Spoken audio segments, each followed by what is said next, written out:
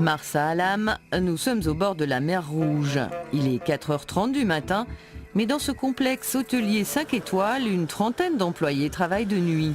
Préparer le petit déjeuner, mettre les tables, entretenir les sols ou nettoyer la piscine et préparer la plage privée, il faut tout faire avant que le soleil se lève et avec lui, les premiers clients qui partent nager avant de déjeuner. À l'entrée du domaine, les employés de jour commencent à arriver. Pas de village à proximité, juste le désert. Le personnel est donc logé dans des bâtiments situés à une 50aine de mètres. Il est 6h du matin. Ce sera bientôt l'affluence au restaurant. Pas mal de touristes se lèvent tôt pour aller faire du snorkeling ou de la plongée. C'est l'heure où la lumière sous les flots est la plus belle pour observer les poissons. Et c'est comme un aquarium géant à l'air libre. Avec un peu de chance, on peut croiser ici une tortue et même un dugong, ce bizarre animal surnommé vache de mer. Vous avez vu les tortues? Oui. Et vous avez vu les dauphins? Oui. Ah, vous avez de la chance. Et vous avez nagé avec la vache de mer? Ah, alors il vous reste une chose à faire. J'espère vous revoir. Ici, le samedi est l'un des principaux jours de départ et d'arrivée. Alors Agag, le directeur, joue les hôtes accomplis.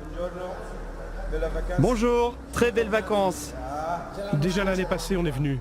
Alors, bien les vacances? Oui, mais chaud. Chaud. Vous êtes toujours bienvenus ici. Agag veut que chacun se sente un peu comme chez soi. La qualité de son hôtel sera notamment jugée sur cette touche d'hospitalité. Son patron, un Belge, y tient tout particulièrement. En plus de gérer une chaîne d'hôtels, il est aussi consul honoraire installé à El Gouna. Il est arrivé en Égypte avec 20 000 $ en poche, donnés par son papa. Il a commencé comme marchand de glace. Aujourd'hui, il a 2500 employés. Avec sa mère et ses 2 frères, il accueille 5000 touristes par mois dans 13 hôtels. 13 hôtels aujourd'hui. Et peut-être 15 dans une semaine. Ici, c'est le Caire, à 500 km, c'est le Hurghada. On est maintenant à El Gouna, qui est à 20 km, qui est un peu le Saint-Tropez de l'Égypte. Après, on est à Marsa Alam, qui est à 250 km d'Hurghada. Il y a aussi à Sharm el-Sheikh, qui est au Sinaï, et au Taba, qui est près de Jordan, pour visiter Petra. Alors, pour que l'accueil, la gestion, la nourriture, la propreté, l'animation soient les mêmes partout, les gérants doivent suivre un manuel qui passe en revue tous les standards à respecter. 2 mots-clés, la satisfaction des clients et la rentabilité. Il y a différents contrôles de qualité. Tous les gérants, ils ont un target de 80%. S'ils n'ont pas 80%, je ne renouvelle pas leur contrat. Et quand ils ont 90%, il y a des bonus, il y a des systèmes de bonus pour tout le monde. Et Christophe va régulièrement voir comment ça se passe sur le terrain. Ce jour-là, direction Marsa Alam à 2h30 de route, plus au sud d'El Gouna. De véritables autoroutes en plein désert. Ici, on parie sur le développement de la côte encore fort sauvage. Avec Yasser, son chauffeur, il passe une partie de l'année à rouler. Combien de kilomètres elle a maintenant la voiture? 250 000. 250 000? En combien d'années? 3?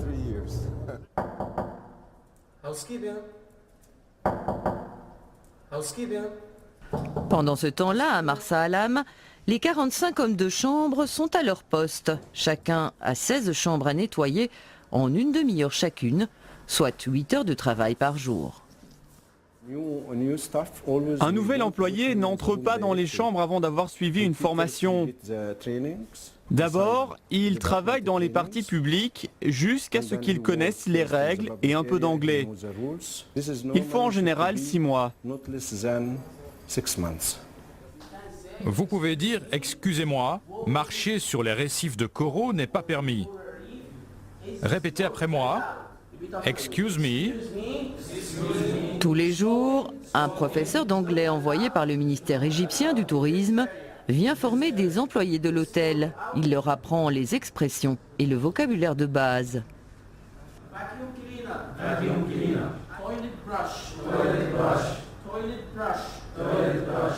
Règles d'hygiène, cours d'hôtellerie, s'ils suivent les formations proposées, ils peuvent progresser, même en commençant au plus bas, à 150 € par mois. C'est la philosophie de leur patron.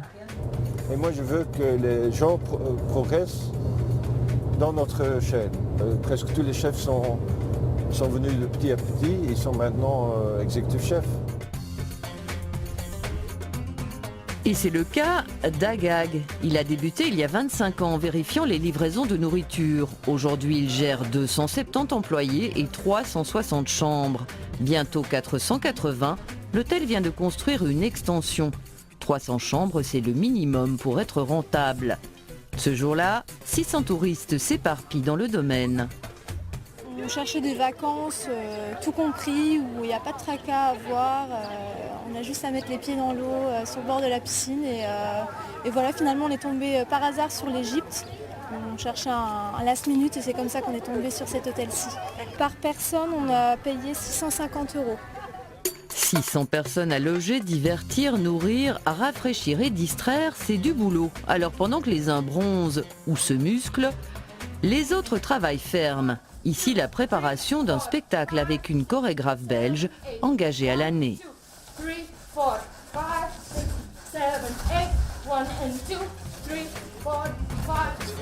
Là, les cuisines.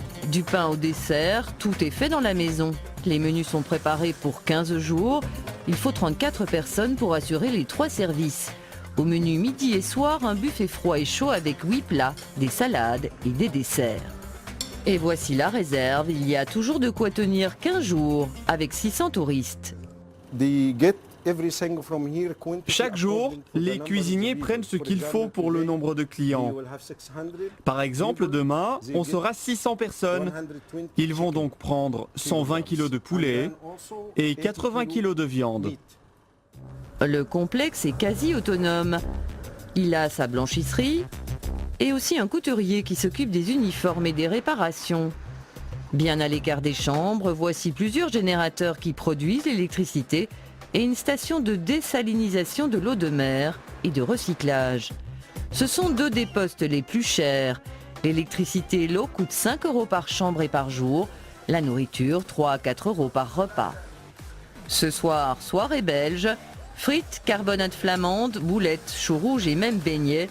Le personnel égyptien a tout appris avec des cuisiniers venus de Belgique. Et pour ceux qui aiment, après le repas en terrasse, certains soirs se colorent d'une très nette ambiance club. À l'affiche, les animateurs de la journée qui jouent les vedettes d'un soir. Make love, don't fight. Il y a ceux qui ne se soucient de rien, il y a les autres qui